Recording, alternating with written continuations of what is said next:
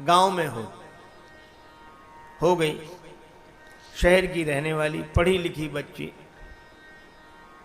कुछ दिन तो उसका बड़ा स्वागत सम्मान हुआ। कुछ दिन बाद उससे कहा गया कि अब काम काज देखो।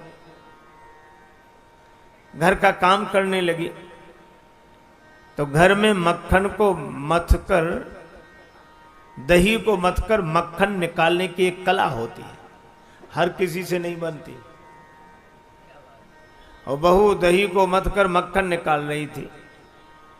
अब मक्खन निकल आया, अब वो इकट्ठा न कर पाए। सास के पास दौड़ी दौड़ी गई, माता जी मटकी में मक्खन आ गया है, उसे चलकर निकाल। सास ने उसे बहुत डांटा, कल से आई है और तुझे समझ नहीं है और ये नहीं है। अब वो बेचारी समझ ना पावे कि गलती क्या हो गई। गलती यह हो गई थी कि उसके ससुर का नाम था मक्खन लाल। उस बेचारी को ये पता नहीं, माता जी मक्खन निकाल ले, मक्खन निकाल ले। उस बेचारी को अपनी गलती समझ में आ गई, लेकिन तीसरे दिन फिर उसके सामने वही समस्या थी। आकर बोली, माता जी मटकी में जो परसों आए थे वही आ गए हैं।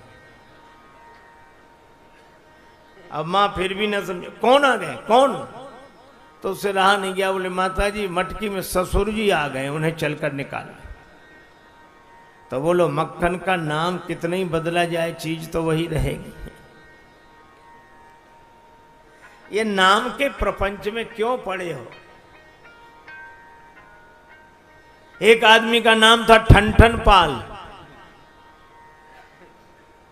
उसकी पत्नी बड़ी परेशान, बेचारी जहां जाए वहीं लोग कहें कि ठनठन पाल की बहू आई। उसने अपने पति से कहा कि नाम बदल दो, नहीं तो मैं घर में नहीं रहूंगी। पति ने कहा कि नाम बदलने से क्या फायदा, नहीं तो मैं चली।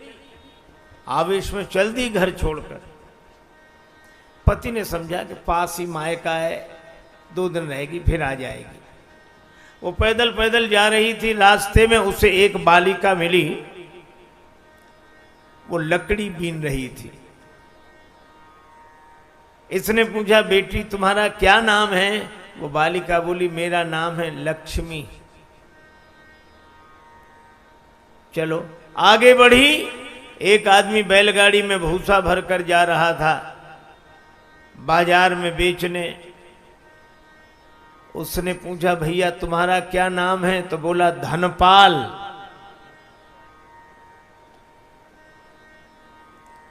तब तक आगे बढ़ी। एक आदमी की शव यात्रा निकल रही थी, राम नाम सत्य उच्चारण कर रहे थे लोग। उसने पूछा, भैया ये जो मर गए इनका क्या नाम था? तो बोली, इनका नाम अमर सिंह। उसने ये नाम सुने घर लौट आई। पति ने पूछा, क्या हुआ? बोले, मुझे समझ में आ गई बात। का क्या समझी तुम?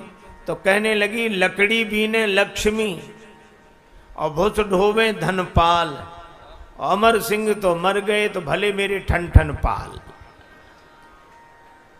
अरे नाम को तो ऐसे ही समझो, काम चलाने के लिए। क्या